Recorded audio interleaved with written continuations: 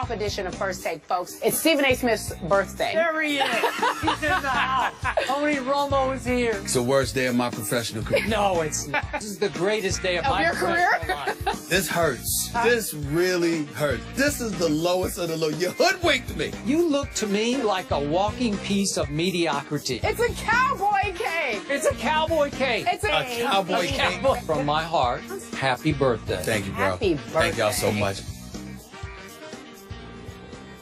It's Wednesday, October 14th. Clearly a very, very special day. Welcome into First Take. It's Stephen A. Smith's birthday. Also a much better birthday, as you can see, than last year when he had to wear a Tony Romo jersey, even though I thought he looked cute in it. I did too. Skip Bayless. I'm Molly Karam here with you in studio. Stephen A. joining us from New York City. Happy birthday. Thank you, Molly. Thank you, Molly. What's going on, big boy? You know, I got to tell you, first, happy birthday. And second, Thank you. The more I see that clip, the better you look in that hat and that jersey, man. It's made for you. I certainly ain't interested in you telling me what I look good in and what I don't. Let me be very, very clear about that. But I will say to you that today's birthday is already better than last year's because I have on my clothes. So I'm good. I'm good with it. I do look good, don't I? Yeah, you do. You do look good, but now that you're another year older, I must tell you, this does increase the chances that more and more people are going to come up to me on the street and ask me how much older you are than I am. Please. Well, listen, I'm 48.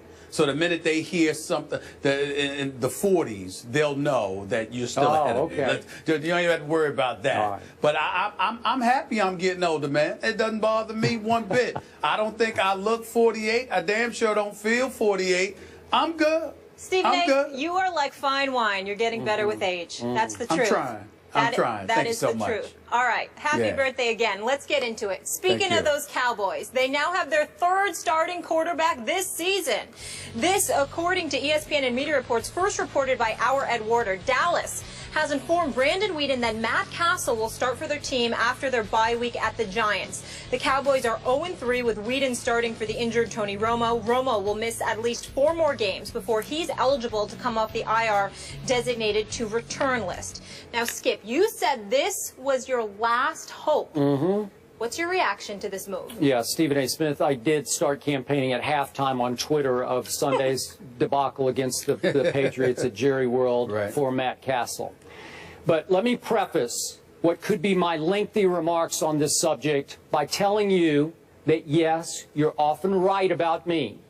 I do get over-emotional, and I do tend to overreact when it comes to my Cowboys or my Spurs or my Sooners.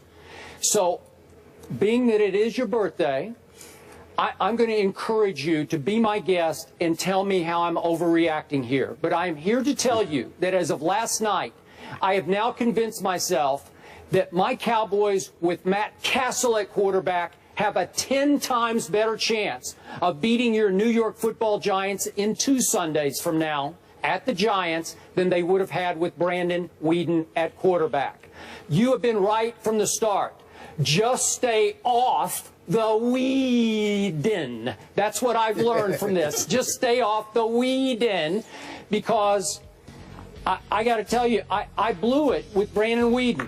And I'm going to quote the great Bill Parcells when he was the coach of my Dallas Cowboys back in 2005. And he talked about their roller coaster ride. And he said, we go from the outhouse to the castle. I've now convinced myself that my Cowboys are going to go from the outhouse to the C-A-S-S-E-L castle, as in Matt. I'm starting to feel really good about my chances because I felt really, really bad about my chances with Brandon Weeden. And I'm going to be honest with you again, Stephen A. I let my personal relationship with Brandon Weeden affect my objectivity about his ability to perform for my Dallas Cowboys. Brandon Weeden introduced himself to me at a sushi restaurant in Oklahoma City before he was even the starting quarterback at Oklahoma State, however many years that was back. And I like the guy. You would like the guy. He's a good dude. So when he rose up through the college ranks, and he did beat RG3, and he beat Andrew Luck, and he beat Ryan Tannehill at Oklahoma State, I'm thinking this guy's going to be pretty good. And then The other day, a couple days ago, out of the Fort Worth Star-Telegram, I read these quotes from Brandon Weeden. He said that when he played for North Turner in Cleveland, that North Turner told me a long time ago, Brandon, I don't know what you have done to whoever, but you've got the worst luck of any player I've ever been around. Poor Brandon Weeden. Okay, I'm sorry about that. You're the unluckiest player ever. And Brandon goes on to say, that's been the case for me my whole life. Okay, great, but I don't want you to be the quarterback of my reeling Dallas Cowboys anymore. I'm sorry. It's over, Brandon. I don't need you to do that. I need you to be luckier off the field, but please don't subject your bad luck to my Dallas Cowboys. So am I saying that Matt Cassel is a savior? I'm not. But Stephen A., in his career as a pro quarterback, he's thrown 96 touchdowns to only 70 interceptions. He has thrown for 15,727 yards. That's pretty decent to me. And by the way, he stood in for Tom Brady that year and went 10-5 as the starter. Then he went to Kansas City, and in 1 year in 2010, he did take them to the playoffs. Okay, that's better than Brandon Weeden losing 11 straight starts, his last 11. So, again, last night, I'm sure I'm overreacting, but I got a good feeling about this. I think it could jumpstart a team that I thought could beat Atlanta and could beat New Orleans and bank a couple of more wins and get to 4-0 and ride out the storm. Not with Brandon Weeden, the unluckiest player in the history of the NFL. So I give up, but I'm going to talk myself off the ledge because I'm going from the outhouse to the castle. Your thoughts, please. Well, let me respond. First of all, I want to say that I can't blame you for your position. It's not something that I can excoriate. We all know this. Nevertheless, Skip Bayless, I'm here to tell you it's not going to help you very much over the next several weeks. Let me be clear. I don't blame you to going from a guy who's lost his last 11 starts as a quarterback to anybody. So certainly you can't be dismissed for that. But let's pump the brakes a little bit. Matt Cassel, the only reason why we mentioned Cassel in the same name as him is because that's his last name. He's never built one. He's never erected one. He's never justified even dwelling in one or visiting one, for crying out loud, with the exception of the one season that Brady got hurt and he guided the New England Patriots to 11 wins, and even then they didn't make the playoffs that year. So let's look at it from that perspective. Okay. This is a guy that's never completed better than 60% of his passes. This is a guy that has about 18 or I think it's like 18 to 25 starts over the last 4 years. I mean, when you look at what he's done, and he's got a career starting record as a quarterback under 500. I believe it's 34 and 38. There's nothing impressive about about Matt Cassel. So when you look at it from that perspective, and then when you combine the fact that you're going to the Giants, you're playing Seattle, you're playing Philadelphia, you're going to lose at least 2 of those games. In likelihood, all 3. So the situation for the Dallas Cowboys is what it is.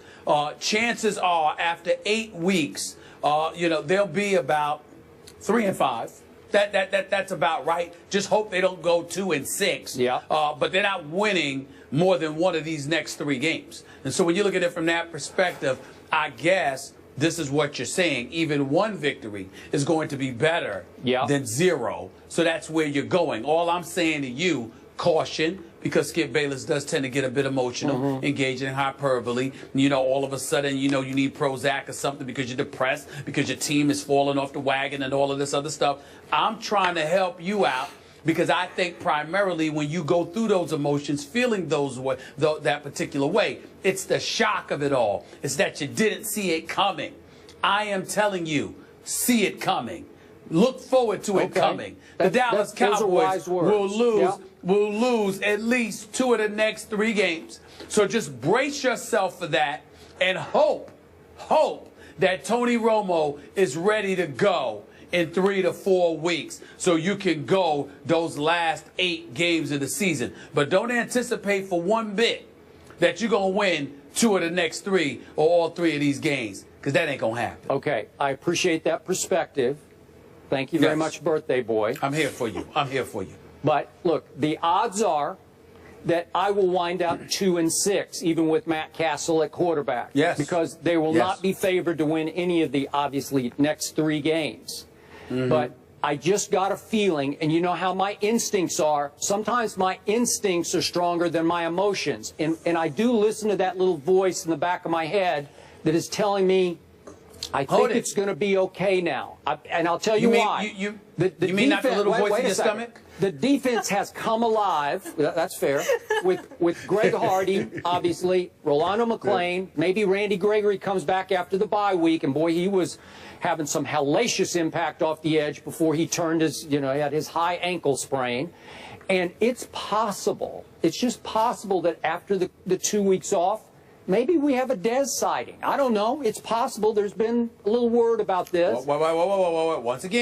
Once again, got to pump the brakes there. Okay, because that's hope talking. That's emotion talking. I know that there's speculation that it could happen, but let's be real about this here. You are the kind of person that will jump because you're praying and praying and praying that this is going to happen for you. I need you to calm down. On my birthday, I'm going to be nice and not think about me. I'm going to think about you. I need you to calm down and expect the worst because the likelihood is that the worst is coming. But here's better things are coming because Ed Werder now reports the Cowboys are considering starting Kristen Michael at the running back over Joseph Randle and Darren McFadden. And you were right about Joseph Randle. He ain't all that, even behind this line, which has been a little disappointing the last couple of weeks. When he's running for department stores, he's running very well. I knew I just opened the door and you ran right through it. I deserve it. Thank you very much. Also, Ed Werder reporting that Ronald Leary, who's been kind of the weak link of my offensive line and maybe a partial reason why they haven't been so dominant, is going to be replaced by the fabulous rookie Lyle Collins, maybe going into the next game.